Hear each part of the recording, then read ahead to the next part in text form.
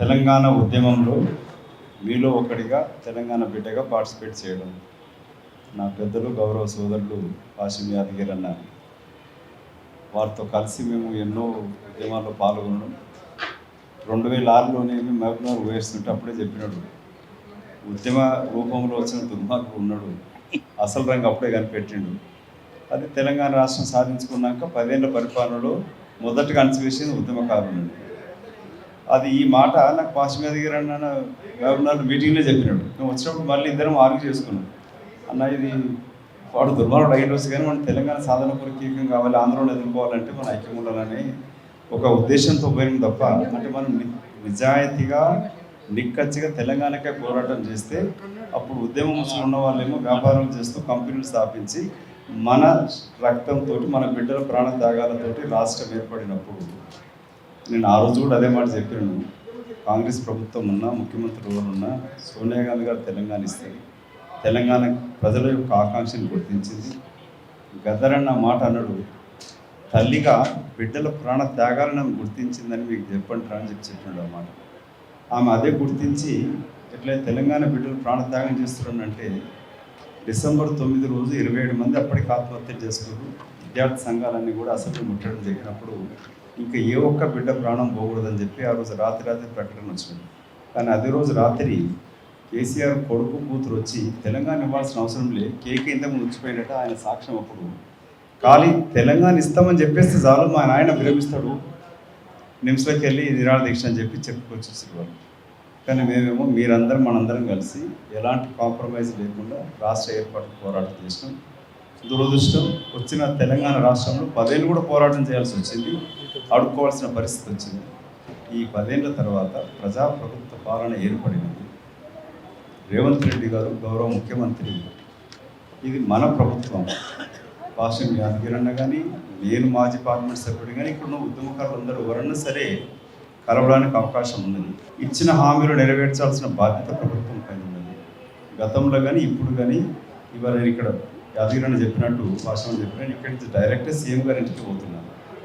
ఇవాళ అంటే రాజశేఖర రెడ్డి గారు అక్కడ చర్చలకు పిలిస్తే మేము ముఖ్యమంత్రి గారితో భారత్ బచావో కింద వెళ్ళి మాట్లాడడం జరిగింది. నిన్న వచ్చినప్పుడు డాక్టర్ గోపీనాథ్ వచ్చినప్పుడు ఈ కగార్ ఆపరేషన్కి వ్యతిరేకంగా మాట్లాడమని చెప్పినప్పుడు ముఖ్యమంత్రి స్పందించి మాట్లాడమే కాకుండా పార్టీ అధినాయకత్వంతో కూడా మాట్లాడించగలిగినాం. అప్పుడు ఆపరేషన్ కగార్కి వ్యతిరేకంగా మాట్లాడిన ఏకైక ముఖ్యమంత్రి కూడా తెలంగాణ ముఖ్యమంత్రి. ఇవాళ నక్సలైట్స్ని కూడా రమ్మని చెప్పి ఆహ్వానించి అటు బీజేపీ ప్రభుత్వాలు ఏమో ఎన్కౌంటర్ పైన ప్రాణాలు తీస్తూ ఉంటే వాళ్ళ ప్రాణాలు పోకుండా కావాలి, ప్రజాక్షేత్రం రండి అని చెప్పి మాట్లాడింది. ఇదే మేము యాదగిరి నేను కూడా గదరంతో మాట్లాడేటప్పుడు పార్టీకి తీసుకురావడం జరిగింది. సో ఇవాళ ఉన్నాయి సమస్యలు ఉన్నాయి, ఇవి తీర్చాల్సిన బాధ్యత ఉన్నది. నేను ఒకటే ఏమంటున్నానంటే, ఈ ప్రభుత్వం స్పందిస్తుంది, మన మాట వింటున్నది. జయహో తెలంగాణ పాటని అణచివేస్తే ఈ ప్రభుత్వం అఫీషియల్గా తెలంగాణ ప్రభుత్వం గుర్తించింది జాతీయ తెలంగాణ రాష్ట్ర గీతంగా. ఈ ప్రభుత్వంతో మాట్లాడడానికి నేను కానీ మరి కేశవరావు గారు వస్తుండొచ్చు, లేక అప్పుడు ఉద్యమంలో ఉన్న పొన్నం ప్రభాకర్ లాంటి మంత్రులు, వివేక్ కానీ మంత్రులు కూడా ఉన్నారు. సాక్షాత్తు ముఖ్యమంత్రి స్పందిస్తున్నాడు. మీరు ఏ డిమాండ్స్ అయితే వాళ్ళు మీరు ఒక ప్రతిపాదించారు వాటిని అప్పుడు కాపీ ఇవ్వండి అని వాళ్ళ సాక్షాత్తు గౌరవ ముఖ్యమంత్రి గారి దృష్టికి తీసుకెళ్తాను. నన్ను ఎంత ఆదరిస్తారో నన్ను అంతే ఆదరిస్తారు. వారికి కూడా పూర్తిగా మాట్లాడే స్వేచ్ఛ కూడా ఉంది. ముఖ్యమంత్రి గారితో మనం మాట్లాడవచ్చు. ఈ ప్రభుత్వం స్పందిస్తుంది, మాట్లాడుతుంది, పరిష్కరిస్తుందని పూర్తి నమ్మకం ఉన్నది. ఉద్యమకారులు అనుకున్న వాళ్ళకి ఏ ప్రభుత్వాలైనా మాట మార్చినప్పుడు దాన్ని ఏ విధంగా పరిష్కరించుకోవాల్సిన దారి కూడా మనకు తెలుసు. కాబట్టి ఈ ప్రభుత్వం సమయం ఇవ్వండి. గౌరవ ముఖ్యమంత్రి గారు మాట వింటా ఉన్నాడు, పరిష్కరిస్తాం, చేస్తాము. ఈ ప్రభుత్వంలో ఉన్నవాళ్ళు గతంలో ఉద్యమంలో పాల్గొన్న మాజీ పార్లమెంట్ సభ్యులు ఉన్నవాళ్ళు ఉన్నారు, ప్రభుత్వ సలహాదారులు ఉన్నారు. సో ముఖ్యమంత్రిని కలిసే ముందు వాళ్ళ ప్రాబ్లమ్స్ అయితే కూడా ఇంతమంది దారులు ఉన్నాయి. కాబట్టి ఈ పరిష్కారం చేస్తూ తీసుకెళ్దాం.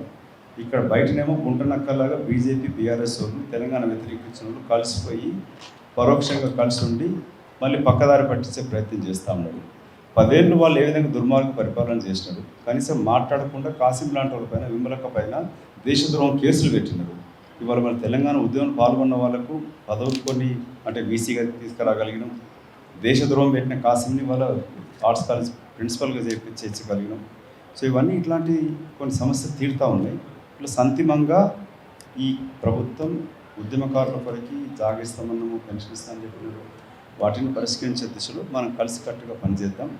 కాబట్టి మీరు మాట్లాడేదాన్ని అంటే ఇప్పుడు నేను ఒక న్యాయవాదికి చెప్తాను, సమస్య పరిష్కారం డిఫరెంట్ వేలో చేయొచ్చు. అటు బీజేపీ బీఆర్ఎస్ ఏమో మీరు ఎంతసేపు తిరగబడి ప్రభుత్వాన్ని తీసేస్తారేమో అని మళ్ళీ గుంటనక్కల వేసి చూస్తూ ఉండదు.